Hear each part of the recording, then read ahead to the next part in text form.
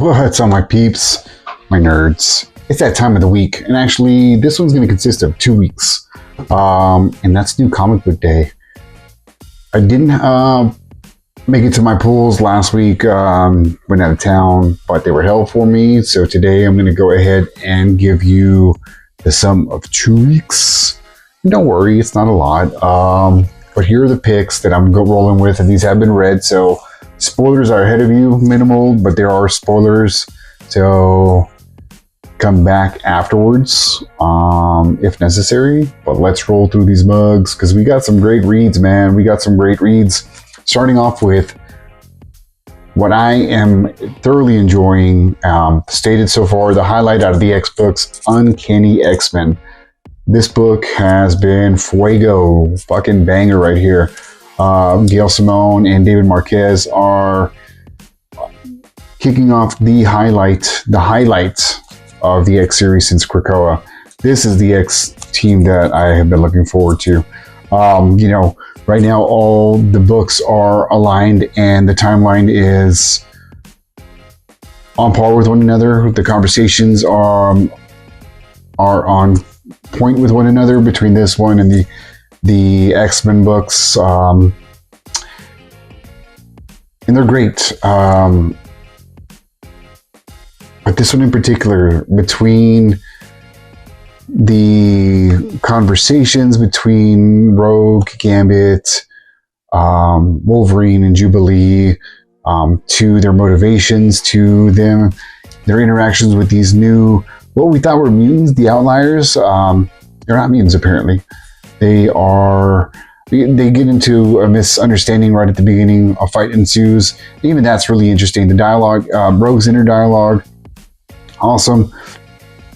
But the pace that they're on and the path that they seem to be on, like what they're wanting to represent for the mutant community, loving it. I'm just loving it. It's different from what Scott's going on with his team in the other X-Men book, as well as, now I will say, I actually forgot to pick it up. I actually don't know where the hell it's at, but Exceptional X-Men starring Kitty Pryde and Emma Frost is a great book also, and that's part of my list, and I have it somewhere, and it's not right here, and that's my fucking bad.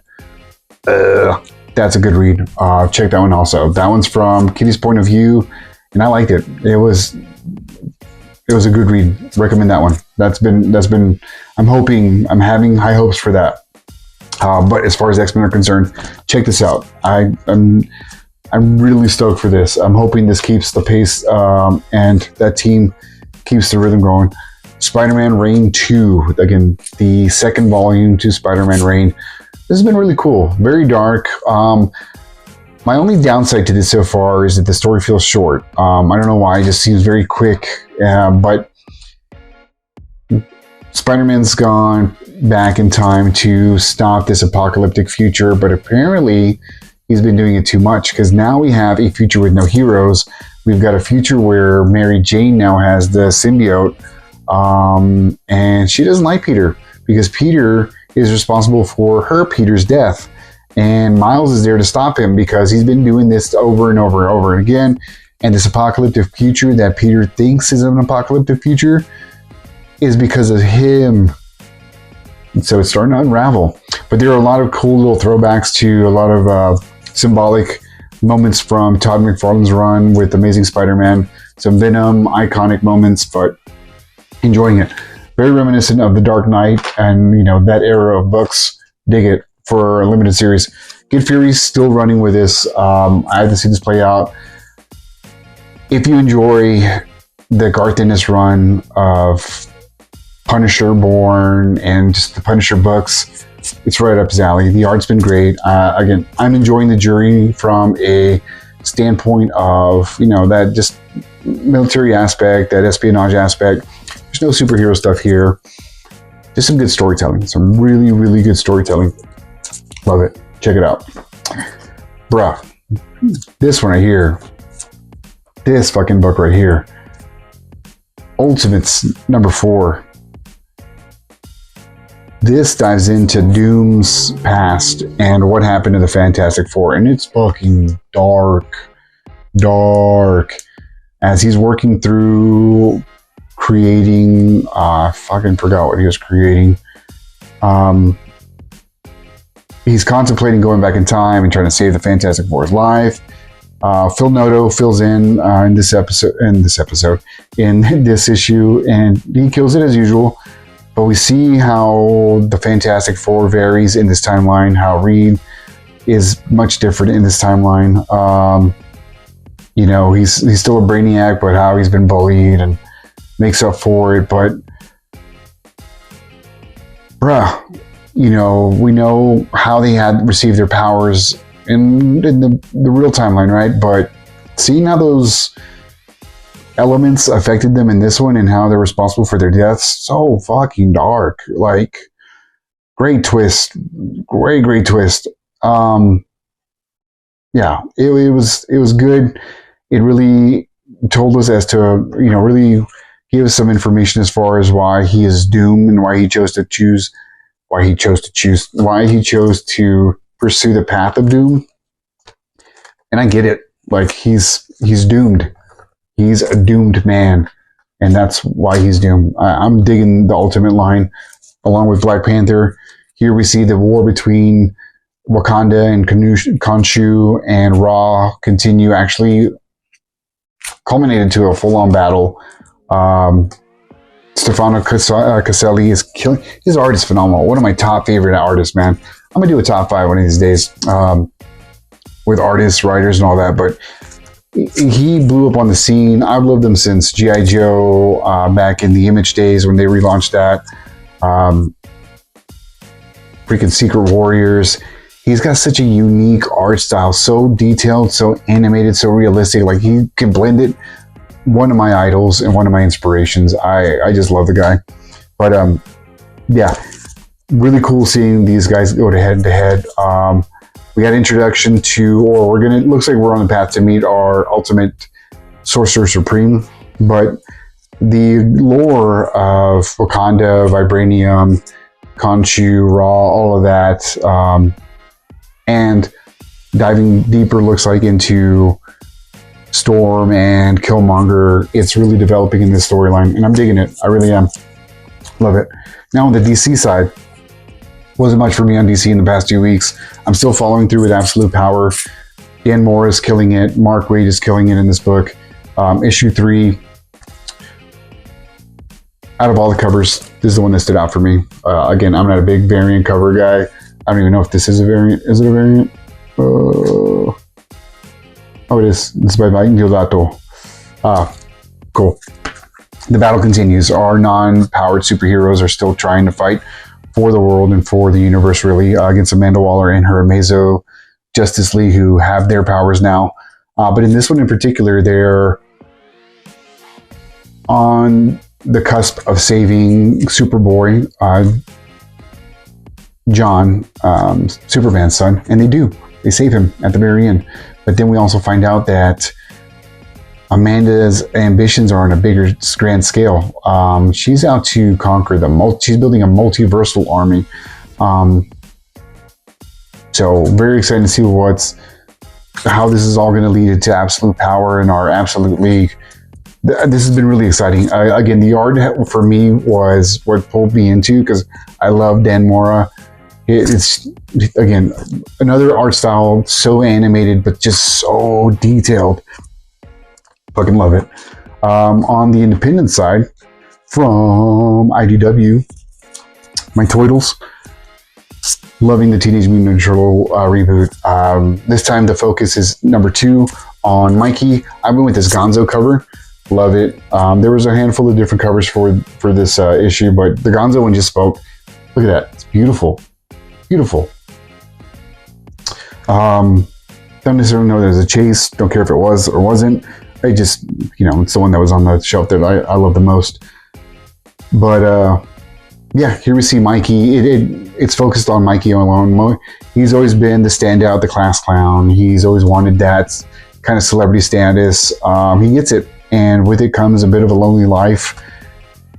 Well, we get some really cool action scenes with him. We get some dark moments towards the end. Looks like we have a fight between him and Raph coming up, but a really cool focus on Mikey.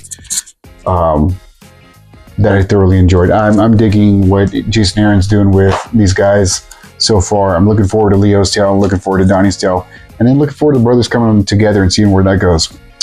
Ain't No Grave. Ain't No Grave. The next book. Jorge Corona and Scotty Young have been killing it. Killing it. This book, this miniseries, was an awesome, cool little Western story that I loved.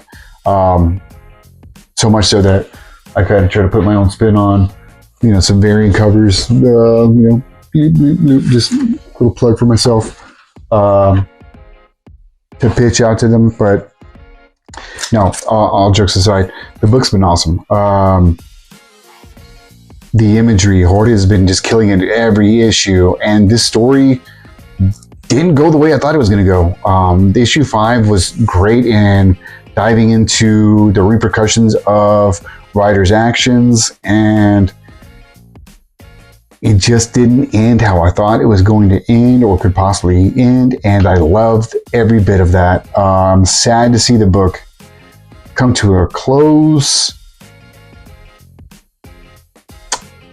but I enjoyed the ride. I really enjoyed the ride. It was phenomenal. Great little 5-issue limited series. Check it out. Great read. Speaking of Jorge, last issue on Transformers with Daniel Warren Johnson. Here we have the Autobots make their run at the Decepticons and stop Shockwave and crew from destroying Earth and turning into Cybertron. Beautiful. Jorge has been killing it, like for real. After meeting the guy and seeing some of his previous work with DC on some covers, I'm even a bigger fan. Like, that's for real. But it's just crazy. The action that he's actually be able to pull on this one, the difference between these, but how similar they are. Inspiration for real. But really cool moments in here. Like I said, they go up against the Decepticons, and Optimus is put in this position where he can either give the Autobots a shot at Cybertron or save Earth. It really is one or the other. And if he saves one, the other one's doomed. He chooses Earth. He doesn't see a way and doesn't feel it's right for Earth to be doomed because of their actions. It's very selfish, honestly, if they were to go forward with Cybertron. Goes with it. So that's how it ends. And so we're going to see what the repercussions are with some of the Autobots, especially Elise, I believe. I'm forgetting her name. But yeah, this is the Inner John universe has been great. Again, I've been harping on it since day one. I fucking love the Inner John universe. This has been one of the best iterations, if not the best iteration of the Inner John universe to date, including Scarlet. Scarlet's limited series has been fun. Diving into the Arashikaji's origins, and Scarlet, Jinx, and Storm Shadow on the secret mission. The action's been great. Marco's been killing it with the art. Kelly Thompson's been writing a fucking really fun, awesome book. And in this one, there's more exposition, more background regarding Scarlet and Jinx's relationship and their friendship, and diving into, again, what's leading up to the actual G.I. Joe comic and the battle between G.I. Joe and Cobra. Again, Cobra's still building itself up. Jinx is aware of Cobra's rise and is trying to stop it, and puts Cobra on Scarlet's radar now. All the while, Storm Shadow is trying to get the legendary sword of the Arashikaji, and that's where he's trying to accomplish there at the compound he's at. But some awesome action. One more issue to go. I'll be bummed when it ends because, again, the art and the story's been great. It's been focused. But a great series. And last but not least, again, following this for fun because I always enjoyed the cartoon as a kid. Space Ghost, such an adult and fun version of this character in this book. Papos and Lau are killing it. This cover, dude, look at that. Look at that pop art. That's fucking beautiful. Beautiful. Cho drew a beautiful cover here. Love it. Yeah, dig it. the battle with Zorak continues in space and prison. I really like how it kind of keeps the camp, but doesn't. It's also serious. And still a really, really fun ride. And that's why I'm still keeping it on there. Like, initially it was for fandom, kind of like the Thundercats, but it's a fun ride. I really dig it. We have a bit of a cliffhanger there where Jace actually steps over the hero line and questions what he's doing now, and as he should. So we don't know what's going to happen with Team Space Ghost because he quits. What's going to happen with Team Space Ghost? Those are my reads for this these past 2 weeks. Let me know what you think about these. If you've got any recommendations, please let me know below. Hit the link, hit the follow, hit the subscribe, like, por favor, and appreciate you.